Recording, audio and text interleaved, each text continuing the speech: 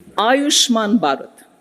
Healthcare cover under Ayushman Bharat scheme will be extended to all ASHA workers, to all Anganwadi workers and helpers. ಕೇಂದ್ರ ಹಣಕಾಸು ಸಚಿವೆ ನಿರ್ಮಲಾ ಸೀತಾರಾಮನ್ ಅವರು 2024-25ನೇ ಸಾಲಿನ ಮಧ್ಯಂತರ budget ಅನ್ನು ಮಂಡಿಸಿದ್ದು, ಮಧ್ಯಂತರ ಬಜೆಟ್ ಸಂದರ್ಭದಲ್ಲಿ ನಿರ್ಮಲಾ ಸೀತಾರಾಮನ್ ಅವರು ಅಮೃತ್ ಪಿಟಿ ಯುವಕರನ್ನು ಸಬಲೀಕರಣಗೊಳಿಸುವ ನಿಟ್ಟಿನಲ್ಲಿ ಕೇಂದ್ರ ಸರ್ಕಾರ ಕೆಲಸವನ್ನ ಮಾಡ್ತಾ ಇದೆ. ರಾಷ್ಟ್ರೀಯ ಶಿಕ್ಷಣ ನೀತಿ 2020 ಪರಿವರ್ತನಾತ್ಮಕ ಸುಧಾರಣೆಗಳನ್ನು ತರ್ತಾ ಇದೆ ಅಂತ ಅಂದರು. ಪಿಎಂ ಶ್ರೀ ಗುಣಮಟ್ಟದ ಬೋಧನೆ ನೀಡ್ತಾ ಇದ್ದಾರೆ.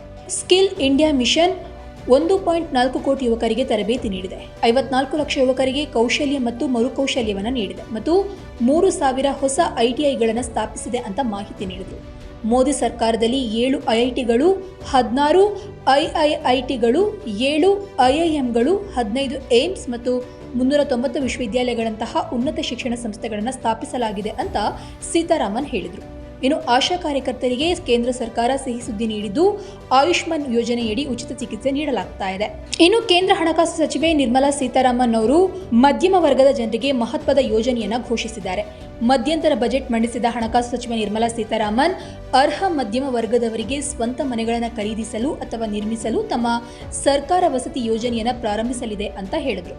ಮೇಲ್ಚಾವಣಿ ಸೌರೀಕರಣ 1 ಕೋಟಿ ಮನೆಗಳಿಗೆ ತಿಂಗಳಿಗೆ 300 ಯೂನಿಟ್ ವರೆಗೆ ಉಚಿತ ವಿದ್ಯುತ್ ಖಾತ್ರಿಪಡಿಸುತ್ತದೆ ಅಂತ ಘೋಷಿಸಿದರು. ಇದು ಕುಟುಂಬಗಳಿಗೆ ವಾರ್ಷಿಕವಾಗಿ 15,000ದಿಂದ 18,000 ರೂಪಾಯಿಗಳನ್ನು ಉಳಿಸಲು ಸಹಾಯ ಮಾಡುತ್ತದೆ.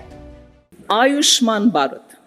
Healthcare cover under Ayushman Bharat scheme will be extended to all ASHA workers, to all Anganwadi workers and helpers.